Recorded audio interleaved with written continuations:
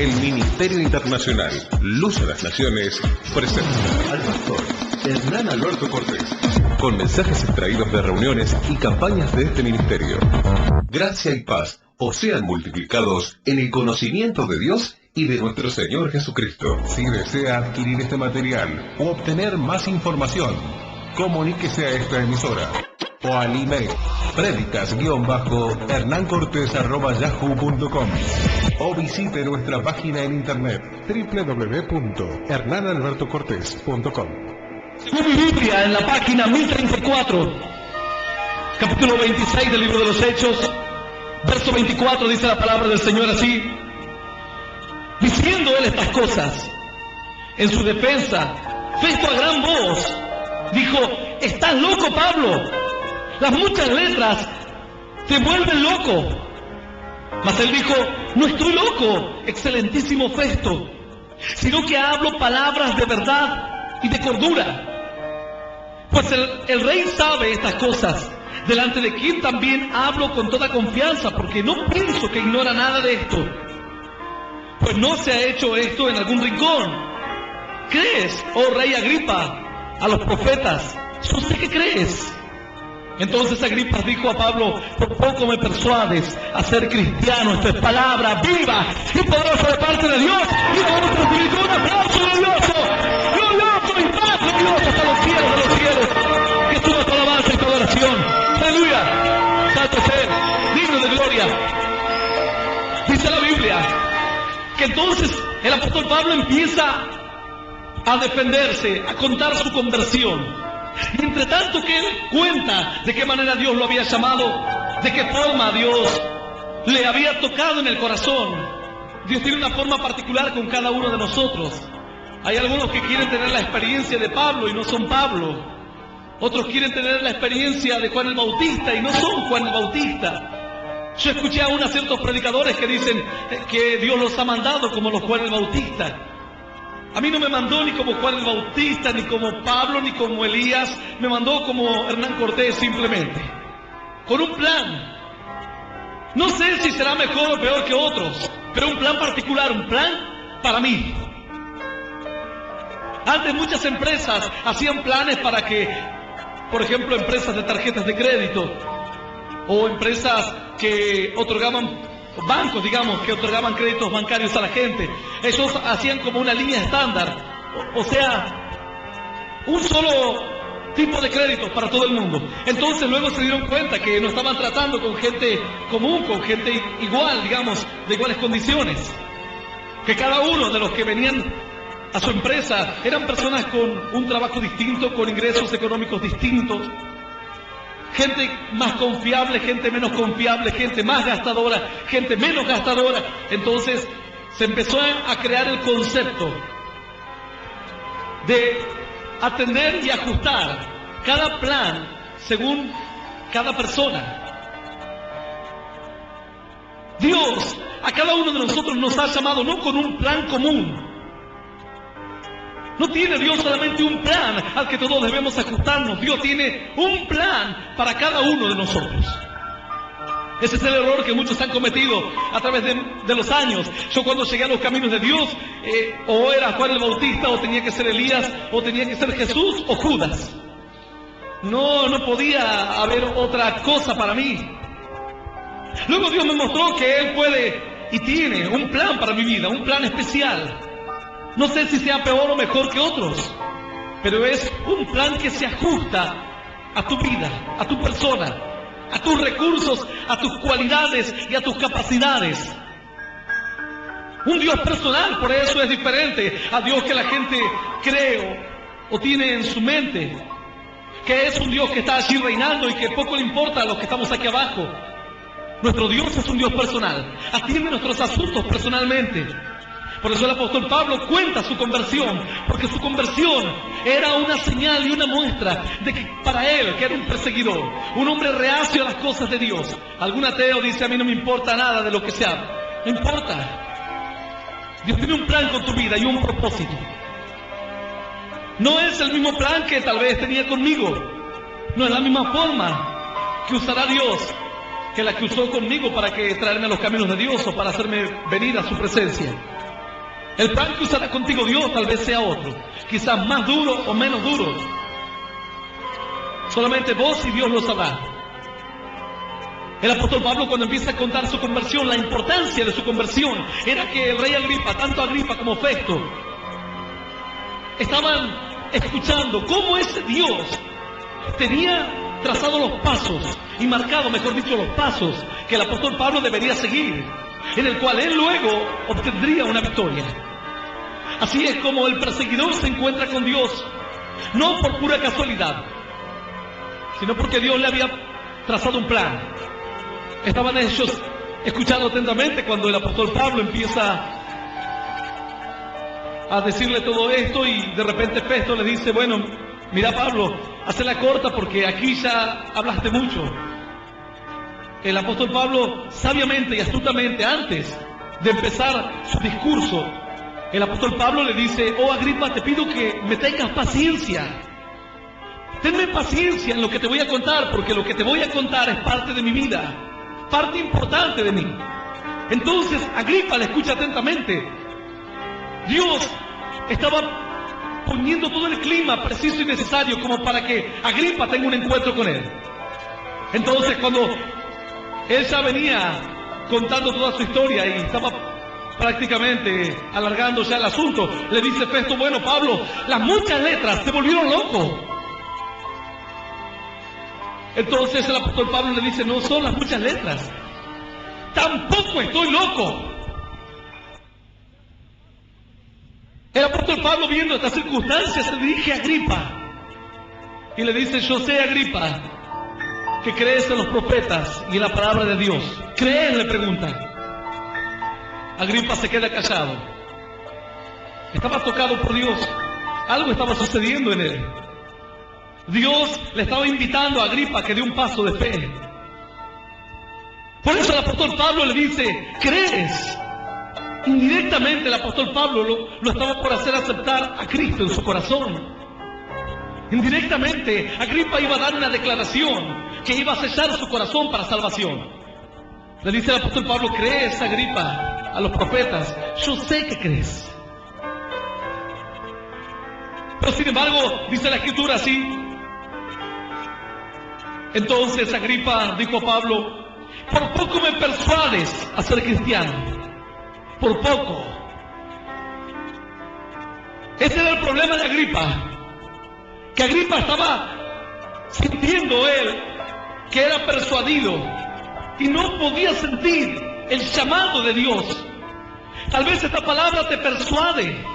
Hay gente que dice: yo escuché una prédica y después de escuchar una predicación fui y tomé tal actitud, una predicación que te ha persuadido.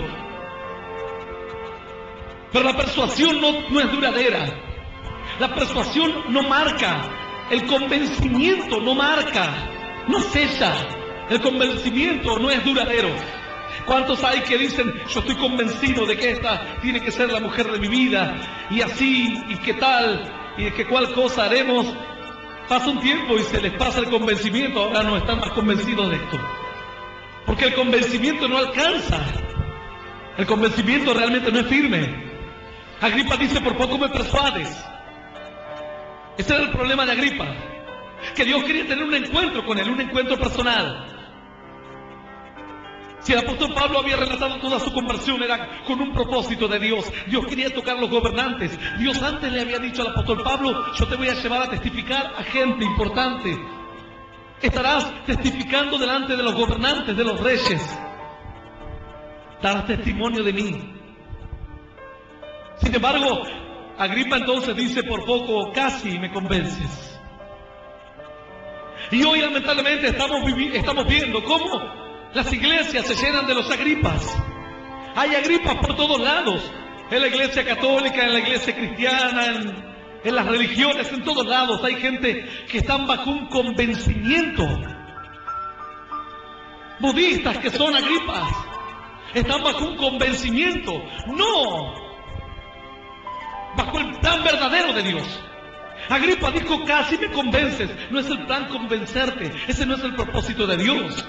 Dios no lo convenció a Pablo de que él era Dios. Dios no le dijo: Pablo, mira, crees, realmente crees, tienes que creer, dale, no seas malo, cree. Por favor, cree. El apóstol Pablo simplemente, él entregó su corazón a Jesús, porque no había tenido un convencimiento. Algunos quieren convencer a sus parientes de que vengan a Cristo. No podrás hacer mucho de esta manera. Tu pariente vendrá a la iglesia, sí lo creo.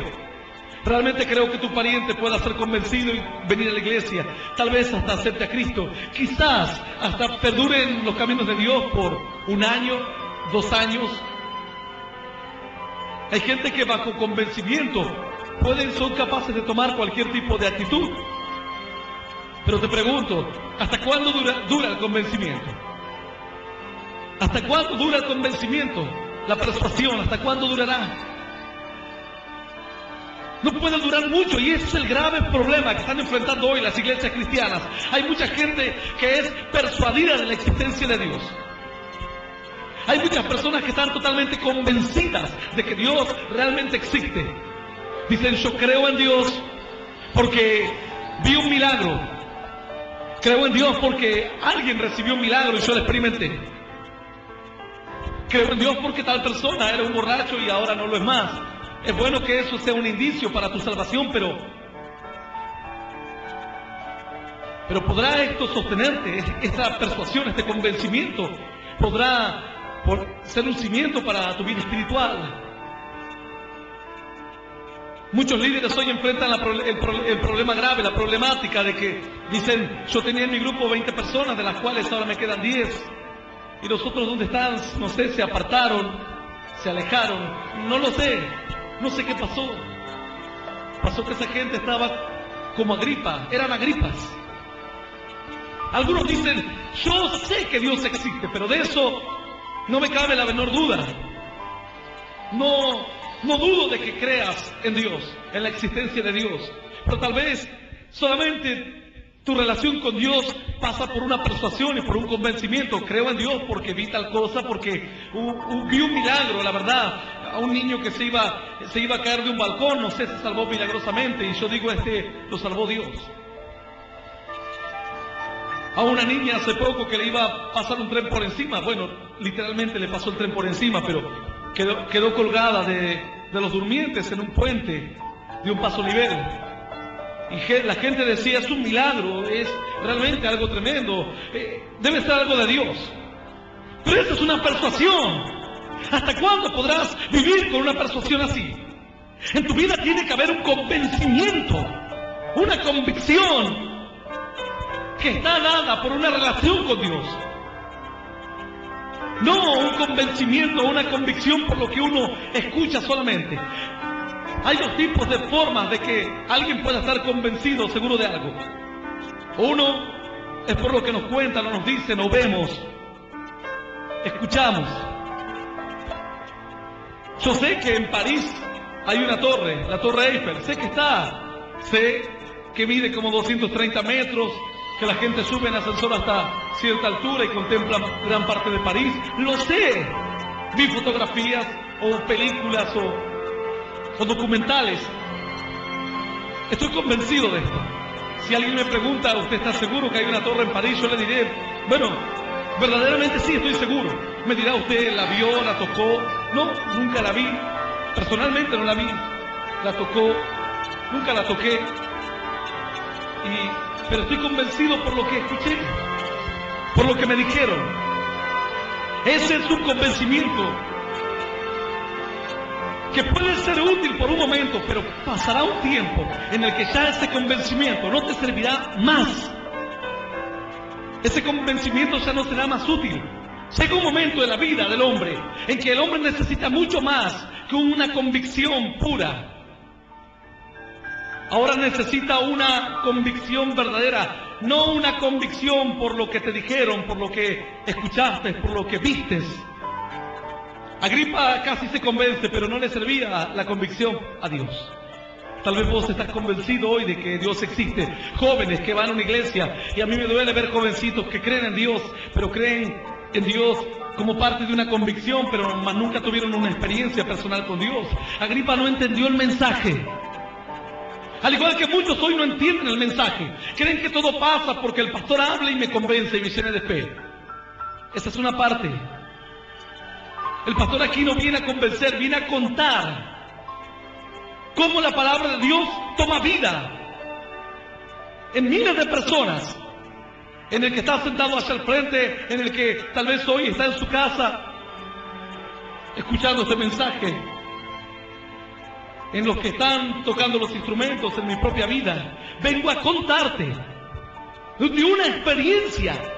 Agripa no entendió. Él escuchaba a Pablo y pensaba que Pablo estaba haciendo como un discurso para convencerte. Mira, yo no soy un vendedor o un promotor. Te vengo a ofrecer a Cristo. Mira, Cristo hace muchos milagros. Tenés que aceptar a Cristo porque te conviene. Realmente puedes aceptar a Cristo porque te conviene. Yo acepté a Cristo en un momento determinado cuando me dijeron que venía el fin del mundo y que yo no sabía a dónde iba a ir a parar. Acepté a Cristo en ese momento. Di un paso en una convicción de las palabras de alguien que me habló, pero luego tuve una experiencia con Dios. A mí, la oración de entrega no me sostuvo en los caminos de Dios. Yo me aparté muchos años de Dios. Viví como un incrédulo y aún tal vez peor que un incrédulo. Pero todo lo que yo había escuchado de Dios solamente me quedaba como un recuerdo, como un convencimiento, pero no como una experiencia.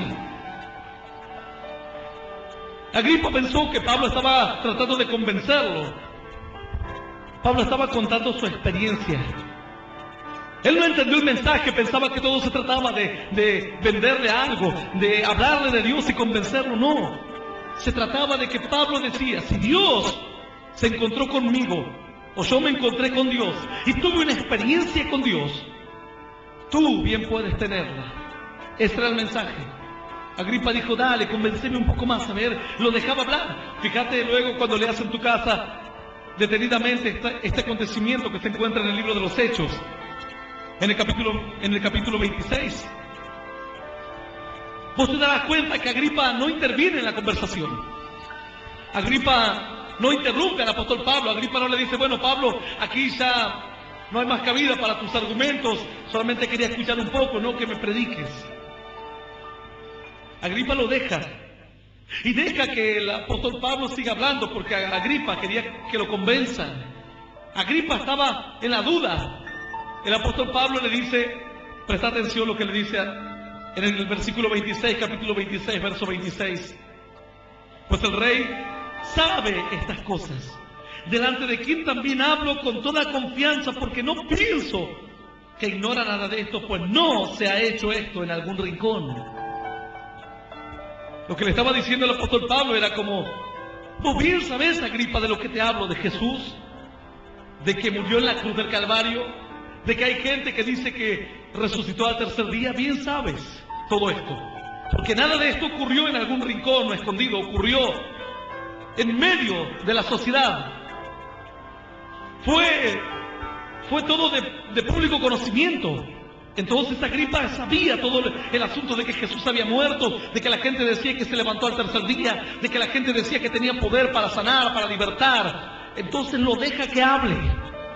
Agripa no interrumpe a Pablo. Festo le dice, bueno, Pablo, estás loco, le dice.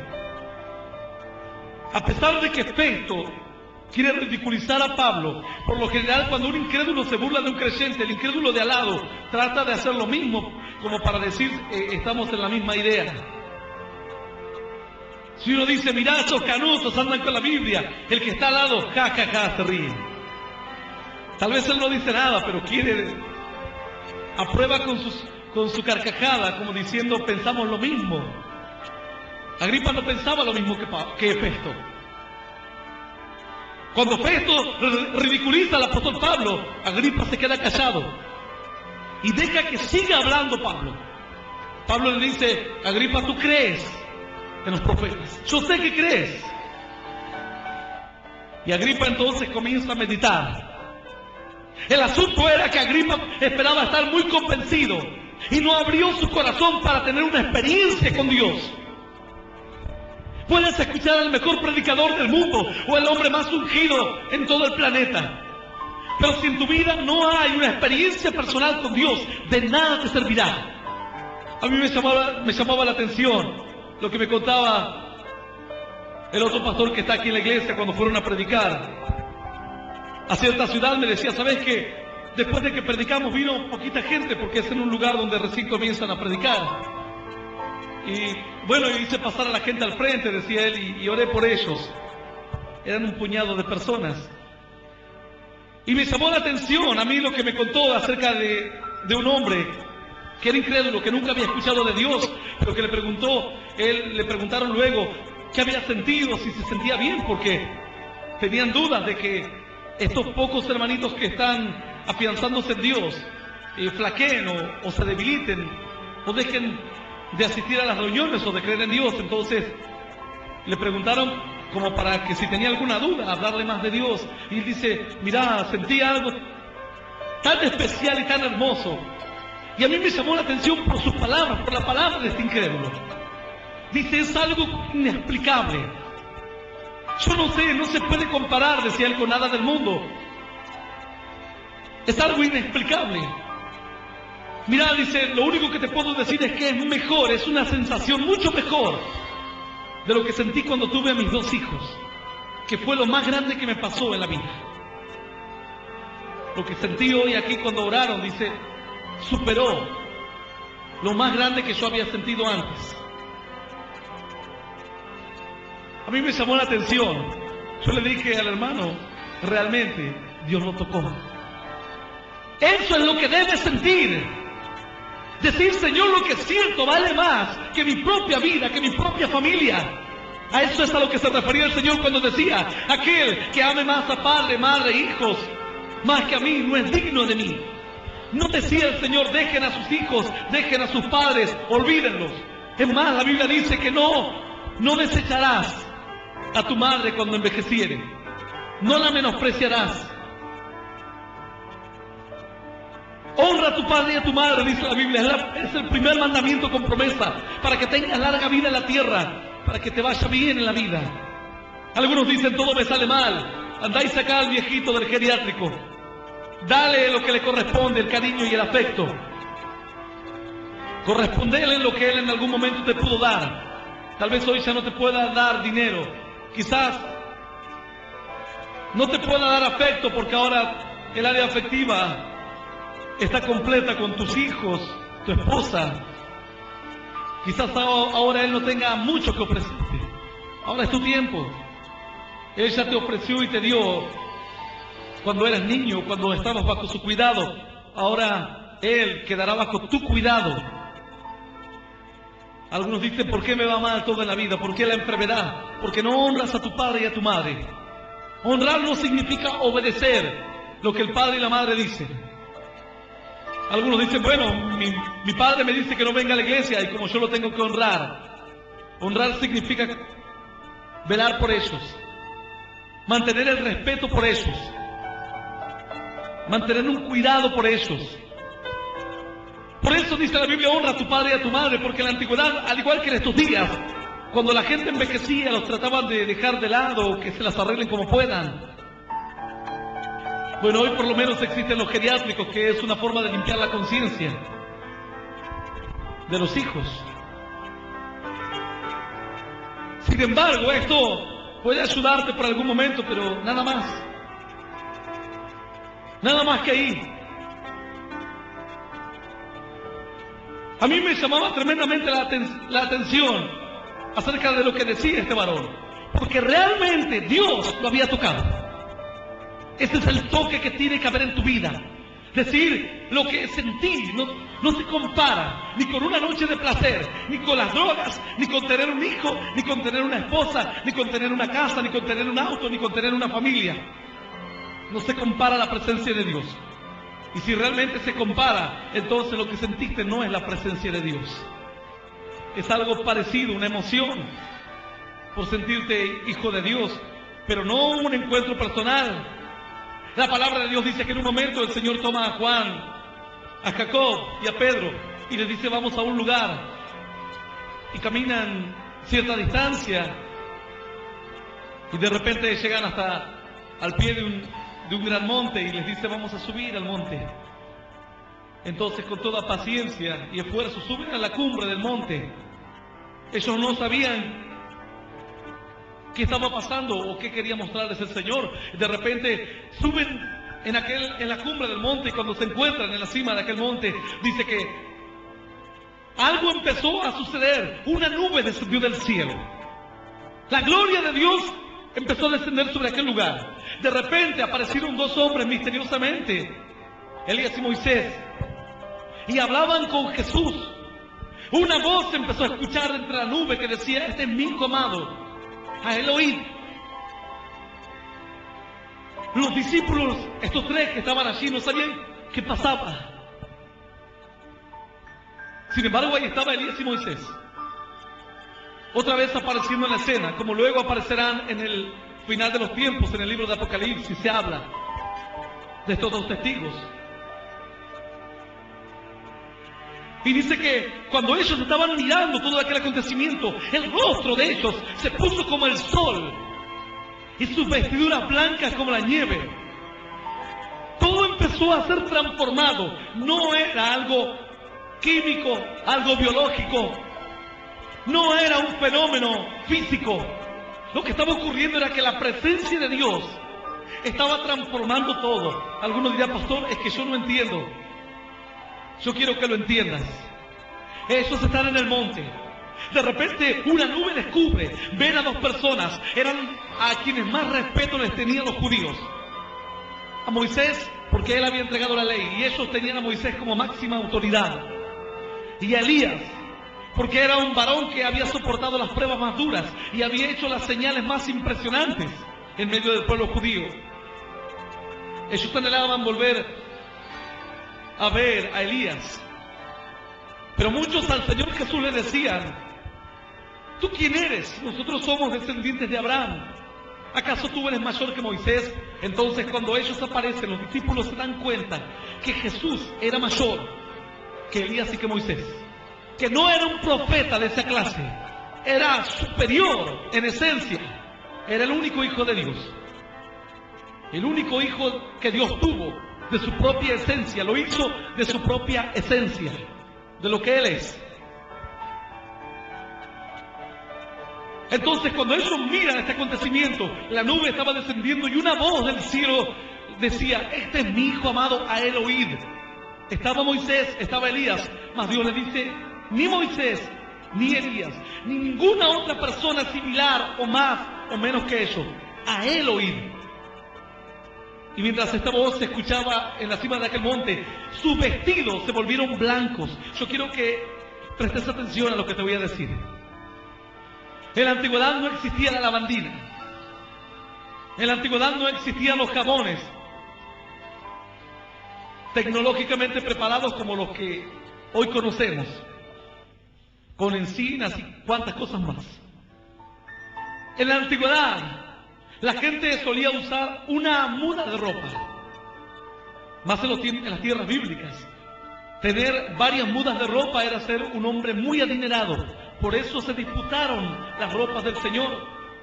Les sacaron las ropas y se las disputaron entre los soldados romanos porque era algo importante. Además, la túnica que tenía el Señor no era cosida, era de una sola pieza, así que era muy costosa.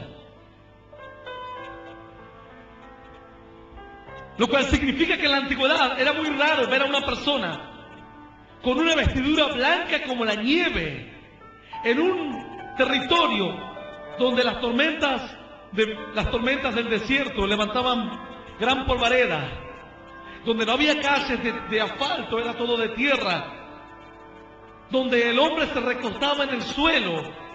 ¿Estás entendiendo lo que te quiero decir? Tener una vestidura blanca como la nieve. Nosotros hoy podemos tener una vestidura blanca como la nieve. Tal vez alguien, si se pone un traje blanco, bien blanco, uno puede ponerlo al lado de la nieve y dirá, tal vez no tan blanco como la nieve, pero similar. En la antigüedad se acostaban en el suelo, ponían unas mantas, tiraban unas mantas y se acostaban allí. Así que era imposible. Pero sin embargo, cuando desciende esa nube, dice que la vestidura de ellos es transformada en blanca. Alguno dice, pastor, no entiendo, lo vas a entender ahora. Lo que Dios quería decir con todo esto era a los discípulos: a estos tres que estaban observando todo esto, Dios quería hacerles entender, diciéndoles, si esta vestidura, si ese pedazo de tela que no se parece lo más mínimo a blanco, ahora por mi presencia está siendo transformado en blanco como la nieve, cuánto más su corazón y su mente. Dice que también su rostro resplandecía como el sol. La presencia de Dios estaba transformando hasta lo más oscuro en blanco, hasta lo más opaco en radiante. Aleluya. Es lo que realmente necesitas, no que yo te convenza. Ahora dirás, oh pastor, creo, por poco casi me convence ese que habla en la radio. Pedirle a Dios que se encuentre contigo en algún lugar. Mis palabras te pueden convencer tal vez humanamente. El convencimiento no durará mucho. Yo conozco personas que caminaron 1 año con Dios y se apartaron. Conozco quienes caminaron 5 años con Dios y se terminaron alejando del Señor. Conozco quienes estuvieron por casi 10 años, se terminaron alejando de Dios. Porque les faltó la experiencia. El apóstol Pablo no le contó cómo lo convencieron a él. Algunos dicen, a vos te llenaron la cabeza. Alguien quizás puede interpretar que predicarte la palabra puede ser llenarte la cabeza, pero lo que sientes cuando vas a la oración, lo que sientes cuando viene la presencia de Dios sobre tu vida, no lo puede dar hombre alguno. Vos decís, tal vez alguien me haya hablado mucho de Dios, quizás sea lo que vos decís, que me llenaron la cabeza, pero lo que yo siento cuando oro a Dios, ese fuego que viene y que me envuelve, que me transporta y me saca de la tierra, me llena de paz y me llena de gozo, no viene de otra parte, porque toda buena dádiva y todo don perfecto desciende de lo alto, del Padre de las luces, dice la Biblia, en el cual no hay mudanza ni sombra de variación.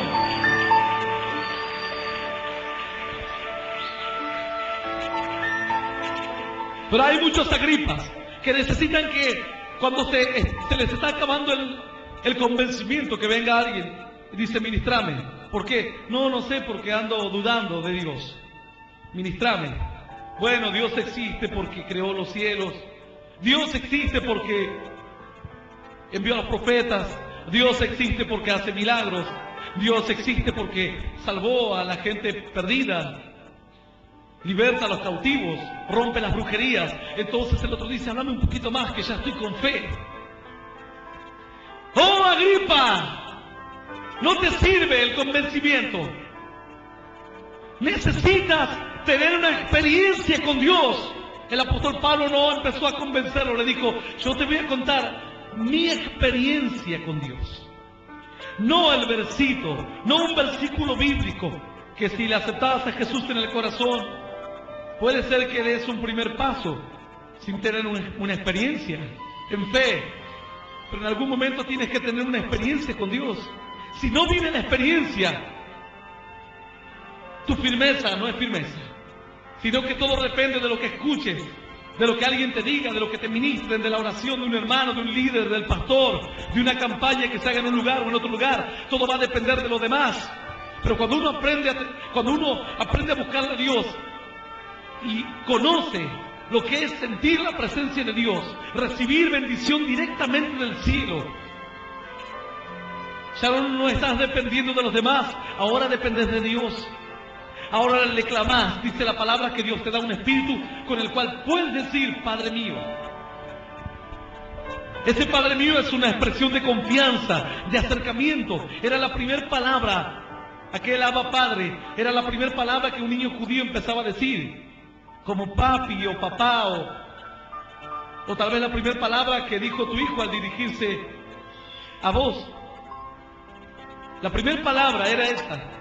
No era padre o mi padre, era una palabra afectiva, la que decía un niño. Tal vez podríamos decirlo hoy, se podría comparar con el papi de nuestro castellano, pero era la primera palabra, era aún más íntima, no lo podía decir un extraño. Nadie va a decir llamá al papi, el vecino no va a decir llamá al papi. Por lo general dicen, llama a tu papá, está tu papá. Ni siquiera alguien que está cerca tuyo se anima a pronunciar esa palabra porque es una palabra que le corresponde a un hijo que depende exclusivamente de su padre. Algunos le dicen pa. Y el vecino no te va a decir, ¿está tu pa?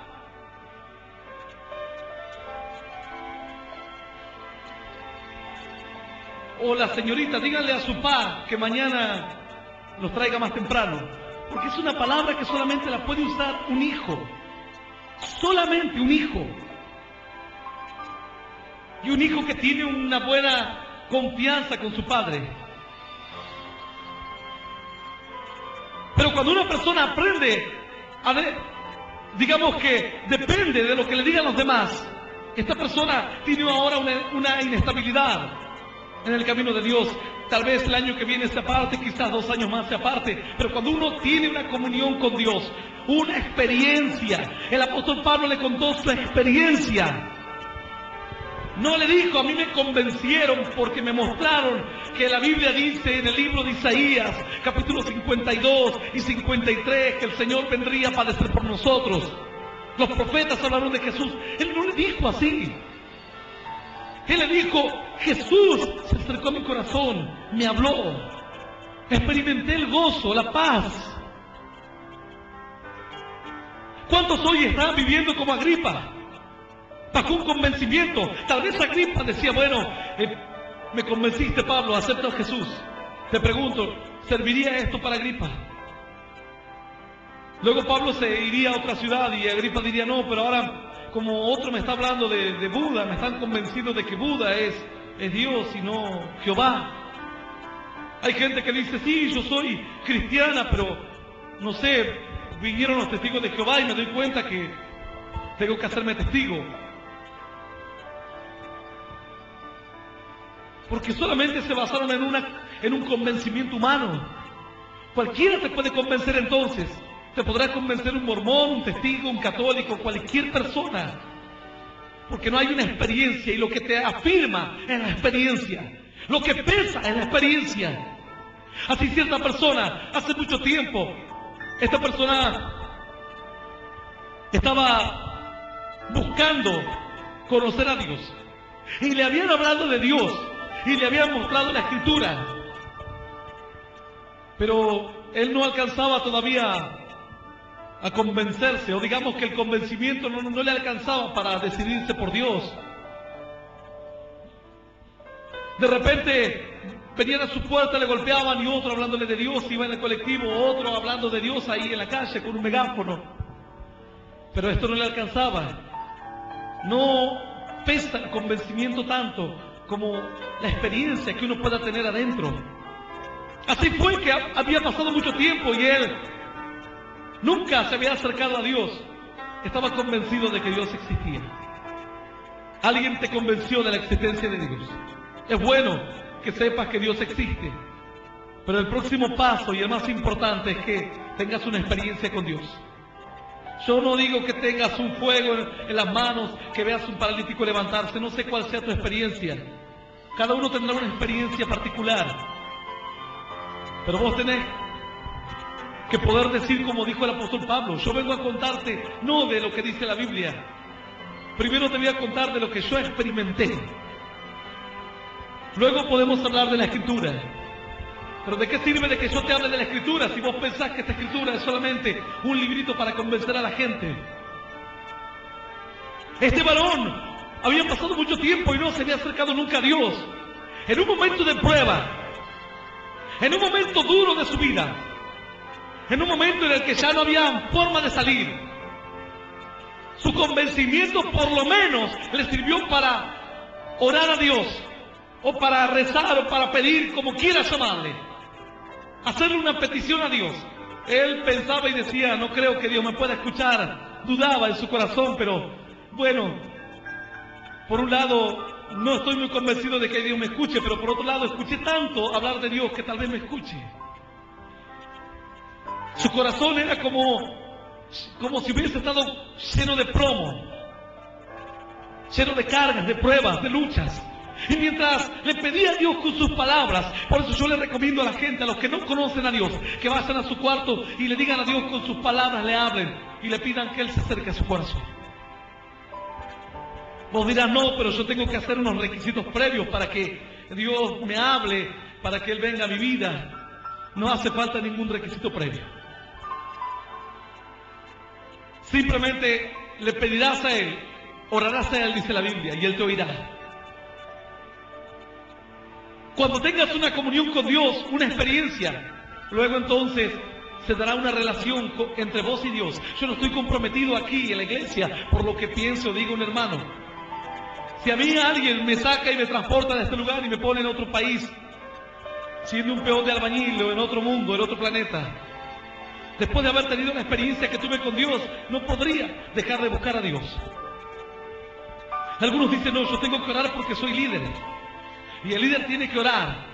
Tengo que orar porque estoy saliendo a predicar y tengo que predicar, así que necesito la oración.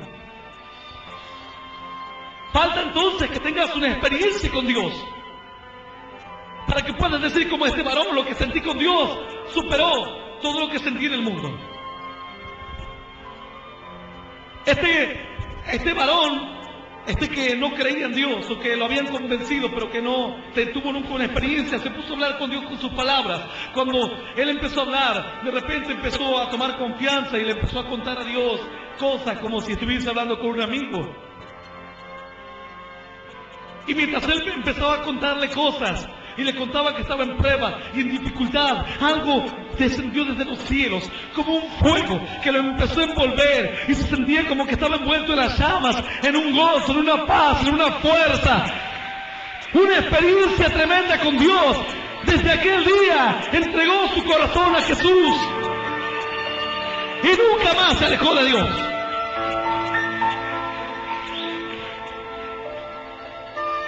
¿No te das cuenta de la importancia de lo que significa tener una experiencia?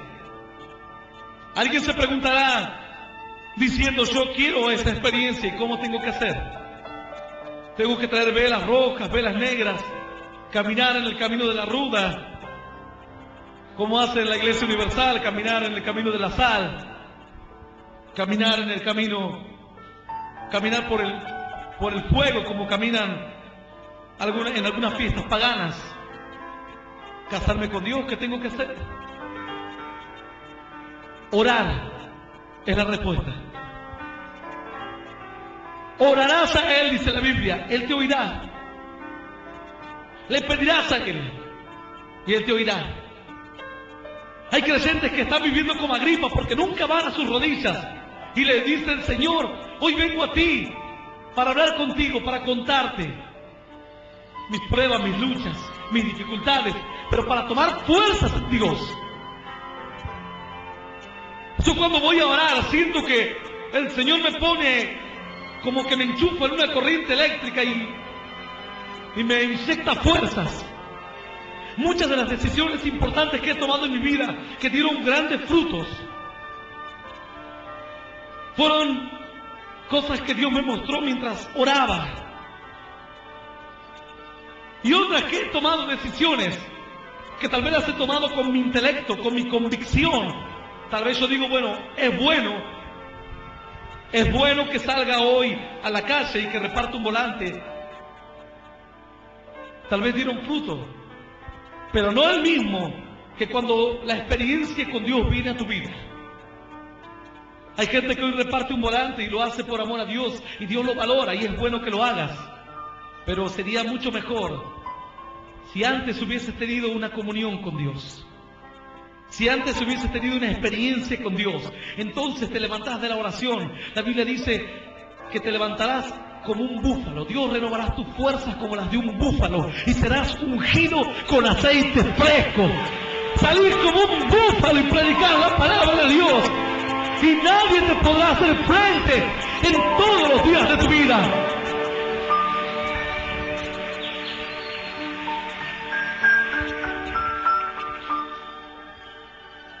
Sin embargo, hay algunos que menosprecian y la oración lo hacen como un cumplido. Busca una experiencia con Dios. No digas, Señor, vengo para cumplir y chao. hasta mañana. Decirle, Señor, no quiero ser una gripa. A alguien que solamente le han persuadido, le han convencido.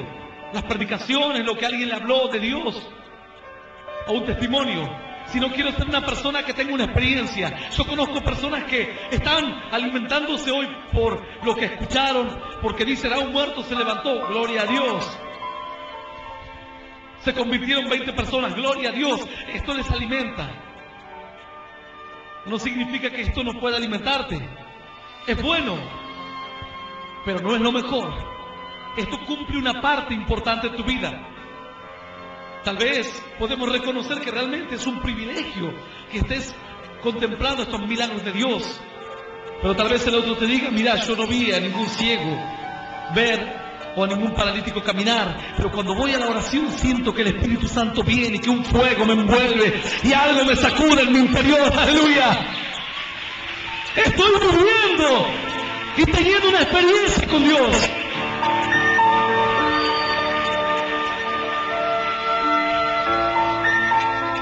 Lo otro te alimenta por un momento, pero luego cuando pasa el tiempo necesitas ver otro milagro más para alimentarte. Si ese es el único alimento que tienes. Por eso digo que esto es una parte del alimento. Esa es la entrada, el aperitivo. El plato fuerte es la experiencia con Dios. Yo no sé si estás entendiendo esto. Pero yo conocí a cierta persona que cuando terminaba de orar, si su mujer estaba comprando en otro lugar o en el patio o en cualquier parte, venía, entraba a su casa, miraba a su marido y le decía, vos estuviste orando. El marido le decía, sí. ¿Por qué? No, porque tu cara, tenés una cara particular cuando dejas de orar. ¡Qué tremendo! Claro, se te van los demonios, se te van las cargas, se te van las preocupaciones. Dejas de orar y quedás, como decimos aquí, como una lechuguita. Amén.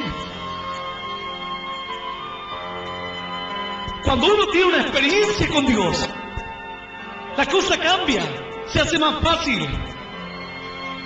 Ya no es un convencimiento, ya no es una palabra que te la quieren hacer entrar a la fuerza.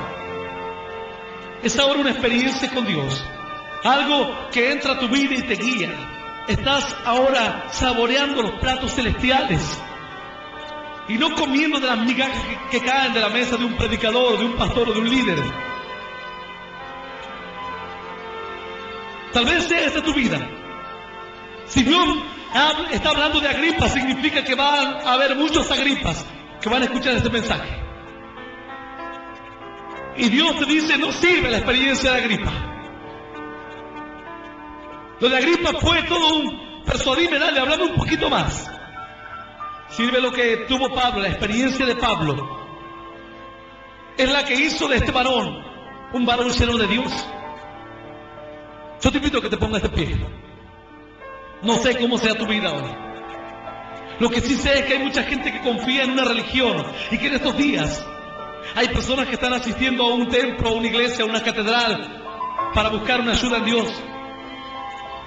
Están tratando de alimentarse por medio de un convencimiento, por medio de una palabra, de una persuasión. Esto les va a alimentar, les va a ser útil, pero muy poco tiempo. Llegará un momento en el que la persuasión se acabará, el convencimiento se acabará. Cuando uno tiene una prueba, cuando a alguien se le muere un pariente, un ser querido, el convencimiento no te sirve. Porque aunque la gente te hable y te diga, mira, la verdad que Dios es amor y Dios quiere lo mejor para ti, eso será por un lado lo que escuche tus oídos. Por el otro lado, alguien te dirá, si Dios realmente existe, ¿por qué se murió tu hijo? Entonces el convencimiento en ese aspecto es débil. Cuando la experiencia mala viene a tu vida, cuando el momento malo, cuando tu hijo te traiciona, cuando tus padres te pagan mal, todo lo que escuchaste acerca de la bondad de Dios entra en un conflicto en tu mente. Decir, no puede ser, si Dios realmente me ama, ¿por qué esto me pasa a mí? Y hay un conflicto. Y es como que el convencimiento quiere ganar tu mente, pero no puede, porque como es un argumento, por el otro oído entra otro argumento, un argumento de Satanás. Pero mira, cuando uno tiene una experiencia con Dios, no hay con qué compararla, a no ser que tengas una experiencia con el diablo. ¿Estás entendiendo? Cuando uno tiene una experiencia con Dios, tal vez en tu mente un convencimiento te dirá, o una persuasión de alguien te dirá, sí, Dios existe, Él es real. Y otro te dirá, no, si Dios es real, ¿por qué tanta muerte? Vos decís, ustedes digan lo que quieran, el que dice que sí y el que diga que no, pero yo estoy seguro de lo que siento. Yo sé a quién he creído, dijo el apóstol Pablo, y estoy seguro que Él es poderoso para guardar mi depósito para aquel día. Sé lo que siento.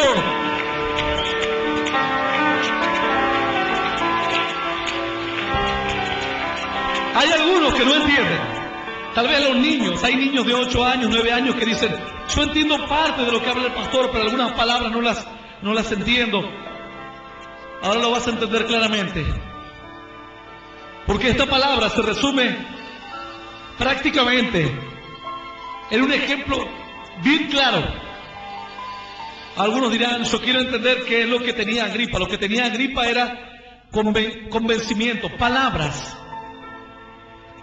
que trataban de hacerlo tomar una actitud.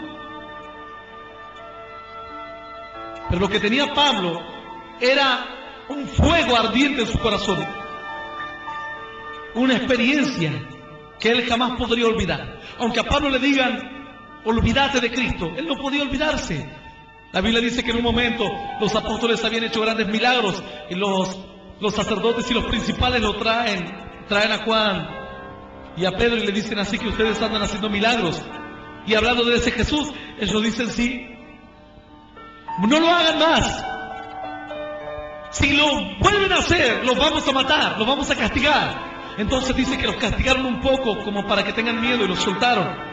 Y antes de soltarlos les dijeron, acuérdense, nunca más hablen de ese Dios o de ese Jesús a la gente, ni anden haciendo milagros en su nombre. Ellos dijeron, pues no podemos dejar de contar, de hacer lo que hemos visto y oído. No podemos dejar de decir lo que estamos experimentando. ¿Cómo te podrás sacar lo que estás sintiendo?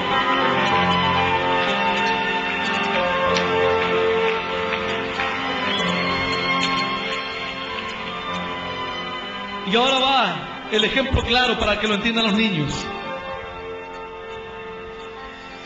Lo que tenía Agripa eran solamente palabras. Palabras como cuando la mamá le dice al niño, no vayas a comer caramelos, ¿cierto? Los caramelos te van a picar los dientes, te van a producir caries. Los caramelos te van a hacer bichos en la panza, y dale todos los días, y da cada hora, ¿cierto? Realmente es un convencimiento total.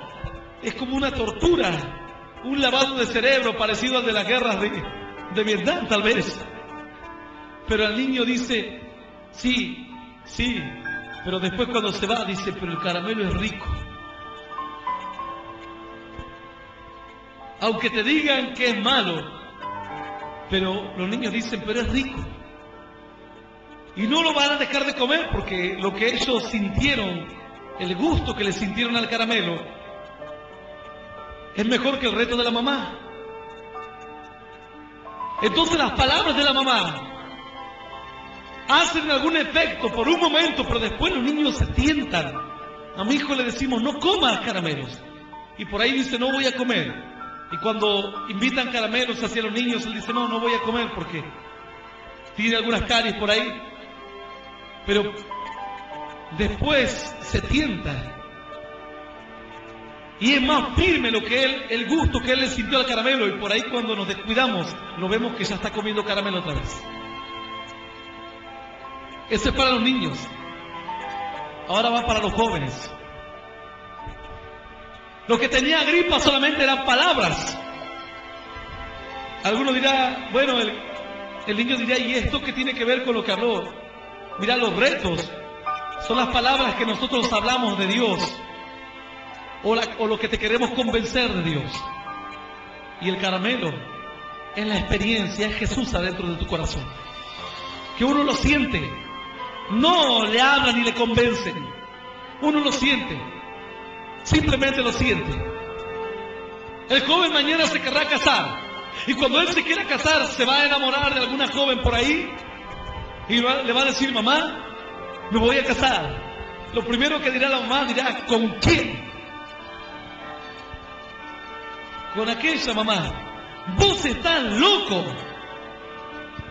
No había otra peor para elegir.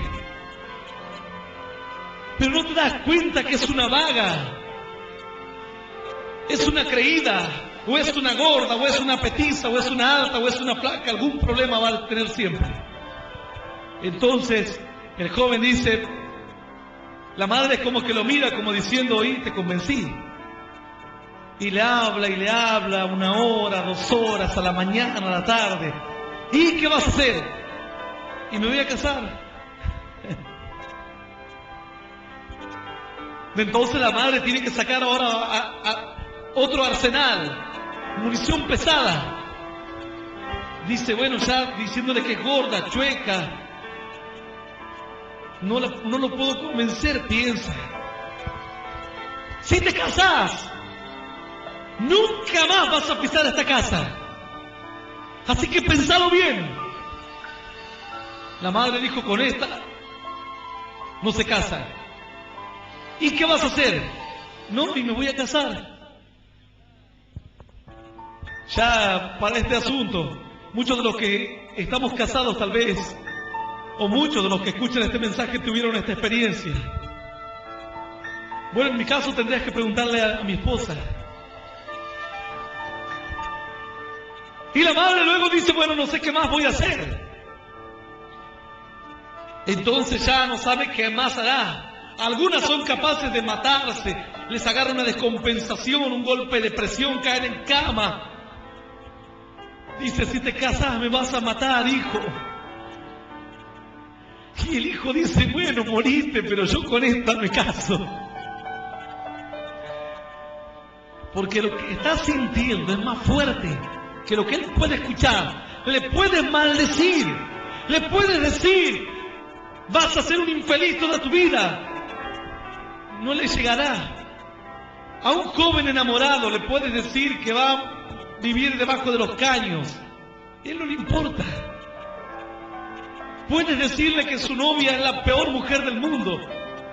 El amor, dice la Biblia, cubre multitud de faltas. Si nuestro amor cubre las faltas de aquel de quien estamos enamorados, si el amor del joven hace olvidar los problemas que esta jovencita, o los novios que esta jovencita pudo haber tenido antes, o los errores, cuánto más el amor de Dios te hace olvidar todos los pecados. Dice la Biblia que los toma y los tira a lo más profundo de la mar, y nunca más se acordará de ellos, pues el amor de Dios cubre multitud de pecados.